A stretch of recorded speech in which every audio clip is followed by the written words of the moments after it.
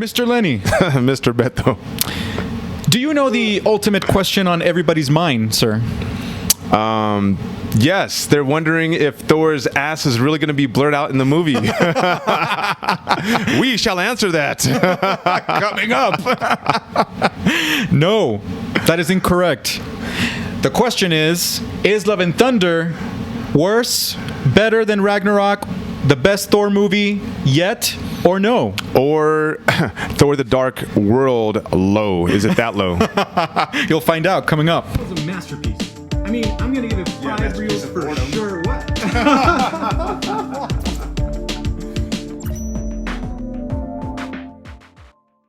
Now, before we answer all those questions from the intro, guys, just want to ask you to please subscribe to our channel if you like our content. Hit that like button and, of course, hit the bell button so that you know every time we upload a video. And don't forget to check us out on social media on Facebook and TikTok. We're at Real Screeners, Instagram, Real.Screeners. Yes, we would like to have a conversation with the world about this movie. So anyway, comment down below, guys. Let us know what you think about this movie. Thor, Love and Thunder. So let's start with a synopsis. Let's jump right in. Yep. Sure. Yeah. So, I mean, I think the plot is pretty straightforward and simple. It's actually one of the things that I enjoyed about this movie is that it's a little under 2 hours, which respectable for a Marvel film. Yeah. I'm tired of Marvel films going so long. And this one didn't feel its length. It didn't. No, not at all. So basically, we have this new character introduced, Gore, played by Christian Bale. Very, very, very good performance by Christian Bale as Gore. And he basically is kind of possessed by this necro sword or whatever it's called. Yeah. It's a sword that is intended to kill gods, and it corrupts its user. I don't want to give away too much. He has a very solid motivation for wanting to kill every god in the universe. It's not just because he's evil. Yeah.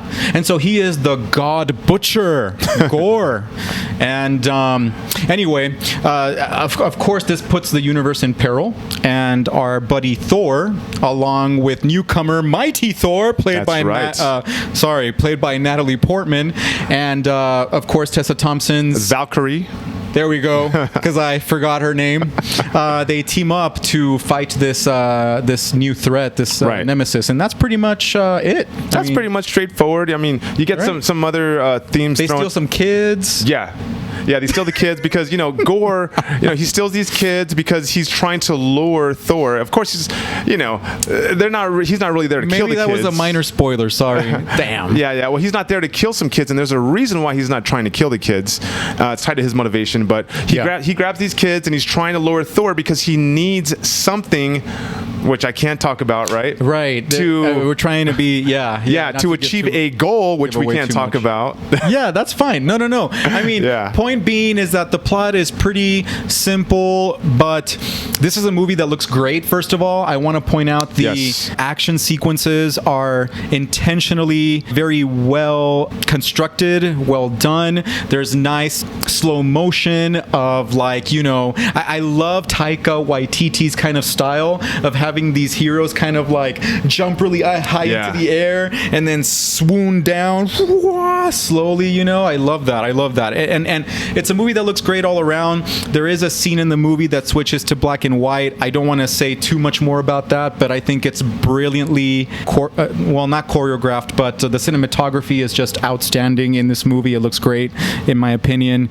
And what else? Yeah, you had mentioned that there was a part where it was you made a joke, Gore, the grayscale god, right? But you mentioned the black and white, and turns very gray, right. And there's for the majority of the movie, you have these bright colors, these rainbowish colors, nice these contrast, sparkly colors. So the movie visually is very striking. Looks magnificent. Yeah, and the costumes are excellent. Thor wears a couple different costumes, so that's pretty cool to see that thrown in there. Overall, I would say that, like you said, it's very straightforward, guys. There is a lot of humor in this. Obviously, you go to the new Thor, Taika Waititi movies, you expect humor, right? And campiness. That's kind of like Waititi's style. It's his signature. If you see his movies, even his unrelated movies to Marvel, right? Like Jojo Rabbit or What We Do in the Shadows, they all have have that kind of spoofy vibe to them. Very silly, actually. Yeah, and I think what they did with this movie is they saw the success that they did with changing the tones for Thor and Ragnarok, and they went a little too far because it kind of felt like a couple jokes didn't land, and they went a little overboard with it, and it kind of silly, right? It messed with the tones a little bit.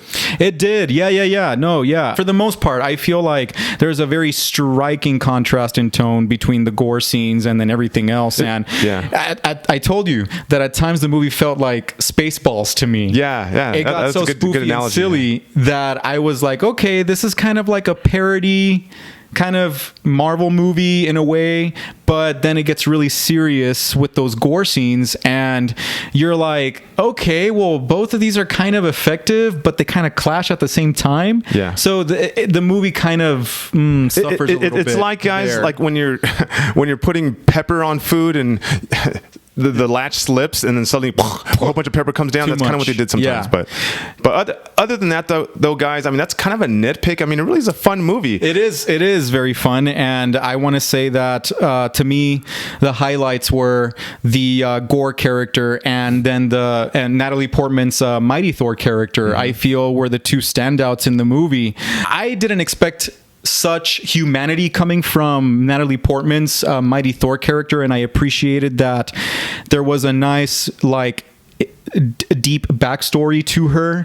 And then I loved Christian Bale as Gore. His interpretation of this character, he embodies that villain very well. He can jump into any skin, any character he wants in a movie and be excellent. In this very movie, convincing. Yeah, this movie he was a dark, creepy, vengeful character, but then you do see some humanity in him at one or 2 points. Kind of reminded me a little bit. I got vibes of like Lord Voldemort, like Ralph Fiennes' Lord Voldemort a little bit, like very soft-spoken and creepy, Yeah. Very good, actually. And of course, Chris Hemsworth as Thor, he is what he is, right? Except, in this movie, he bulked up even more because he's working on a Hulk Hogan biopic after this. So he's huge, of course. That's right. Yeah, you guys saw the trailer. Yeah. Yes. So that's different. And Natalie Portman put on those, Yes, she looks good. Guns, and her deltoids are all defined. I mean, props to her. That's not easy. Yes. And I don't want to forget Russell Crowe, who played Zeus. And oh my gosh, hilarious as this pompous, most Greek god who just doesn't care about anything. Outlandish and funny effect. All he cares about is orgies, apparently, in this movie. Kind of gave me the Jeff Goldblum vibes of Ragnarok a little bit, in a way. That very over the top, eccentric, funny character. But yes, his Greek accent was hilarious too. Yeah. Overall, I thought that this was a good entry into the MCU. I liked Ragnarok more, I feel. It's probably my second favorite Thor movie, and it's enjoyable. It's funny, perhaps a little too silly. Still appreciated the characters and the acting, so... How many reels? Oh, yeah. It almost seems like I'm wrapping up, doesn't it? I'm going to give it 4 out of 5 reels. I was debating between 3.5 and 4. I'm going to give it 4 because at the end of the day, there were some really cool scenes. Some of I really dug the fighting sequences, especially the ones at the end. I don't want to ruin what is coming, but it's a visual feast. Yeah, and not just that, it's also an auditory feast, right? Because they went to town on Guns N' Roses songs in this movie, and they worked so well with the scenes. Of course, a perk. Yeah, I mean, it was fabulous stuff, guys. Yes. What about you? I'll say that I'll agree with you. I'm going to go ahead and go with 4 reels out of 5. It's pretty much what I pretty much agree with what you said. And it was enjoyable. We laughed a lot in the theater. There's this running joke with his new hammer.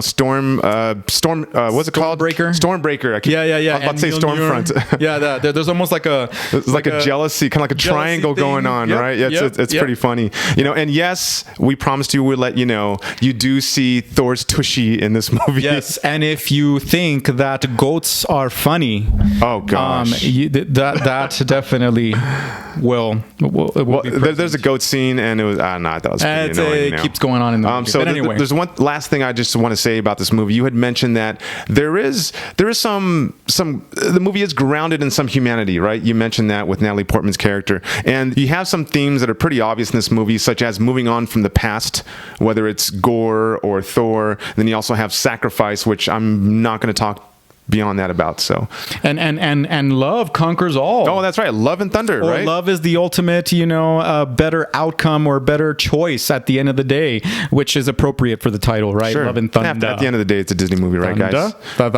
Thunder, thunder. Anyway, okay. So we would love for you to leave a comment down below and let us know what you think about this latest Thor entry. Don't forget to look us up on social media, TikTok and Facebook, Real Screeners, Instagram, real.screeners. And of course, guys, as always, please subscribe to the channel. We work very hard on our content, guys. We would appreciate that. Hit the like button because it really helps the YouTube algorithm get this video out and all our other videos out to more eyeballs. Faster. And hit that bell button so every time we upload a video, you'd be like, bring, oh my gosh, the Real Screeners recorded a video. We've got to watch it.